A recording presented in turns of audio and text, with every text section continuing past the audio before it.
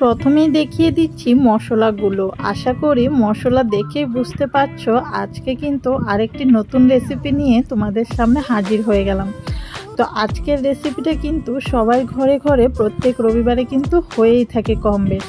তো আজকের আমার এই রান্নাটা কিন্তু আশা করি সবার ভালো লাগবে। একটু ইউনিকভাবে করেছি আর নতুনত্ব দেওয়ার চেষ্টা করেছি।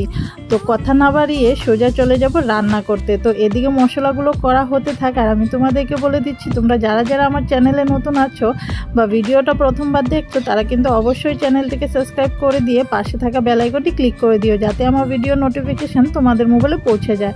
আর যারা অলরেডি চ্যানেলকে সাবস্ক্রাইব করে রেখেছো তারা ভিডিও দেখার পর একটা লাইক কমেন্ট শেয়ার করতে কিন্তু একদমই ভুলবে না। তো তোমাদের সাথে কথা বলতে বলতেই কিন্তু আমার মশলা তৈরি করা হয়ে গেছে। আর এদিকে দেখিয়ে দিলাম 1 বাটি পেঁয়াজ কুচি, এটাকেও সাইডে রেখে দিয়ে দেখিয়ে দেব আলু। তো এখানে কিন্তু আমি অনেকগুলোই আলু কেটে নিয়েছি আর নিয়েছি 3টের মতো গোটা রসুন। তো এগুলো দিয়েই কিন্তু আজকের রান্না করব, সেটা হলো গিয়ে চিকেন। তো হ্যাঁ, আজকে চিকেন রান্না করব। এখানে কিন্তু আমি 1 কিলো মতো চিকেন নিয়ে নিয়েছি। এগুলোকে খুব ভালোভাবে ধুয়ে পরিষ্কার করে নিয়েছি। এখন চলে যাব রান্না করতে। তো রান্না করার জন্য কিন্তু এখানে বসিয়ে দিলাম কড়াই, আর কড়াইটা গরম হওয়ার সাথে সাথে কিন্তু দিয়ে দিলাম সরিষার তেল। সরিষার তেলটা গরম হয়ে গেলেই দিয়ে দিব পেঁয়াজ কুচিটা, যেটা আমি দেখিয়ে রেখেছিলাম 1 বাটি মতো পেঁয়াজ কুচি, সেগুলোকে কিন্তু দিয়ে দেব। তো পেঁয়াজটাকে কিন্তু হালকা ব্রাউন করে আমি একটু ভেজে নেব, যতক্ষণ না পেঁয়াজটা একটু নরম হয়ে আসছে।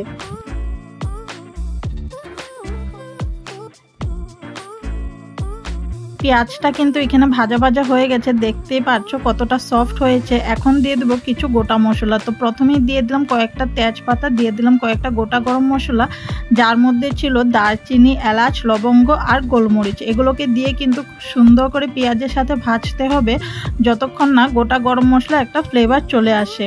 তো এখানে কিন্তু ভাজতে একটু সময় লাগবে, গ্যাসের ফ্লেমটা লোতে করে কিন্তু ভাজতে হবে, তাহলেই কিন্তু গোটা গরম মশলার গন্ধটা বেরিয়ে আসবে।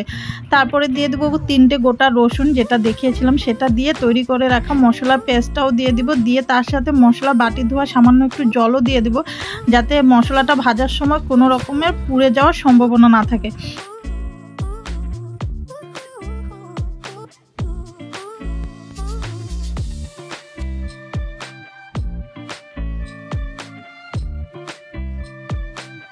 মশলাটা কিন্তু আমি 2 থেকে 3 মিনিট একটু সময় নিয়ে খুব ভালোভাবে নাড়াচাড়া করে ভেজে নিয়েছি। যখন আদা রসুনের কাঁচা গন্ধটা চলে যাবে তারপরে দিয়ে দেব কিছু গুঁড়ো মশলা। দিয়ে দিলাম এখানে 2 টেবিল চামচের মতো হলুদ গুঁড়ো, আর দিয়ে দেব জিরের গুঁড়ো 2 টেবিল চামচের মতো, দিয়ে দেব 1 টেবিল চামচের মতো কাশ্মীরি লাল লঙ্কার গুঁড়ো, দিয়ে দেব 1 টেবিল চামচের মতো ধনিয়া গুঁড়ো আর 2 টেবিল চামচের মতো নুন। নুনটা কিন্তু তোমাদের টেস্ট অনুযায়ী দিবে, পরে লাগলে কিন্তু আবার দেওয়া যাবে, শুরুতে কিন্তু কম দেওয়াটাই ভালো। তো আমি কিন্তু আন্দাজ করে দিয়ে দিই, কম বেশ পরে আমি আবার ঠিক করে নিই। তো গুঁড়ো মশলাগুলো দিয়ে কিন্তু খুব ভালোভাবে গ্যাসের ফ্লেমটা লোতে রেখে নাড়াচাড়া করে কিন্তু ভাজা ভাজা করে নিতে হবে, যতক্ষণ না মশলা থেকে তেলটা ছেড়ে আসছে।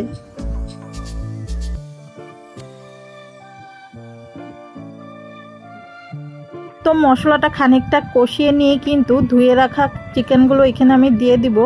দিয়ে কিন্তু খুব ভালোভাবে মশলার সাথে মিশিয়ে দিতে হবে, যাতে প্রত্যেকটা চিকেনের গায়ে মশলাগুলো লেগে যায়।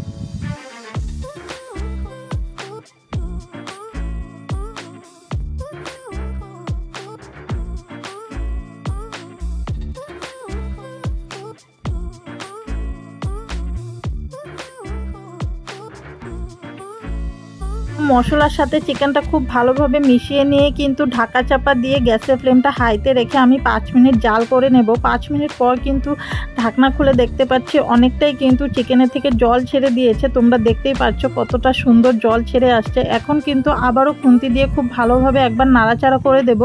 তারপরে দিয়ে দেব কেটে রাখা আলুগুলো। এই সময় আলুটা দিলে কিন্তু চিকেনের সাথে আলুটাও সেদ্ধ হয়ে যাবে, যেহেতু চিকেনটা জলদি সেদ্ধ হয়ে যায়, আর তার জন্য কিন্তু আলুটা এই সময় দিয়ে দিতে হবে। আমি কিন্তু এখানে কাঁচা আলুটাই ব্যবহার করছি, তোমরা চাইলে ভেজে নিতে পারো। আলুটা দেওয়ার পরে কিন্তু ঢাকা চাপা দিয়ে গ্যাসের ফ্লেমটা হাইতে রেখে কিন্তু 5 মিনিট আমি খুব ভালোভাবে জাল করে নিয়েছিলাম। এভাবেই কিন্তু নাড়াচাড়া করে আলু আর চিকেনটাকে সেদ্ধ করে নিতে হবে একটু সময় নিয়ে।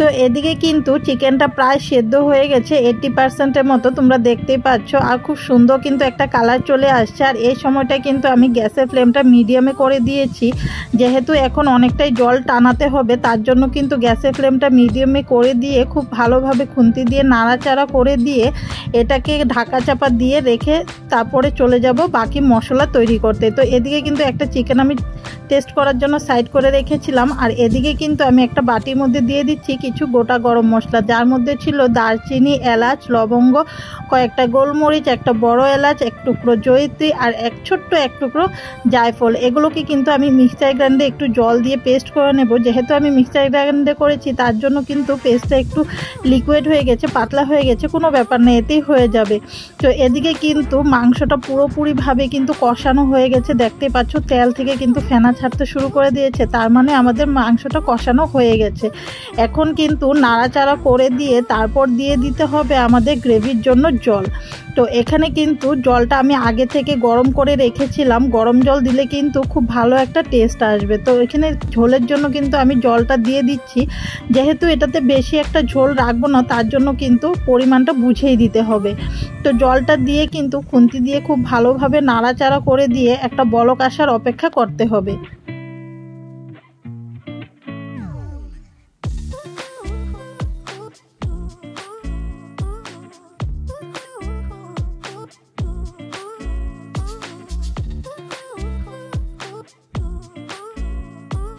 তো মাংসটাতে বলক আসার জন্য কিন্তু গ্যাসের ফ্লেমটা হাইতে করে দিয়ে আমি ঢাকা চাপা দিয়ে রেখেছিলাম। তো 2-3 মিনিটের মধ্যেই কিন্তু খুব ভালোভাবে বলক চলে এসেছে।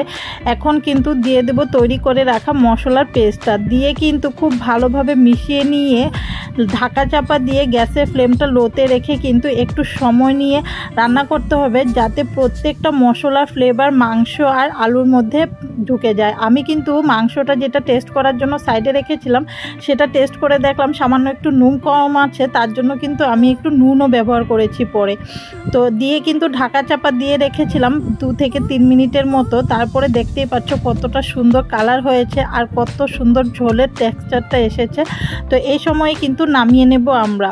তো দেখা হচ্ছে ফাইনাল লুকে। তো ফাইনালি আমাদের চিকেনের এই ঝোলটা তৈরি হয়ে গেছে, মশলাদার আর এত সুস্বাদু আর এত ফ্লেভারফুল, তোমরা বাড়িতে ট্রাই না করলে কিন্তু বুঝতেই পারবে না। তো অবশ্যই কিন্তু এই চিকেনের ফ্লেভারফুল ঝোলটা একবার ট্রাই করবে আর আমাকে কমেন্ট করে লিখে জানাতে কিন্তু একদমই ভুলবে না। তো আজকের জন্য এতটুকুই, দেখা হবে আবার একটি নতুন রান্নার সাথে। ততদিন সবাই ভালো থাকবে, সুস্থ থাকবে আর এভাবেই আমাকে সাপোর্ট করে যাবে। তো টাটা সবাইকে।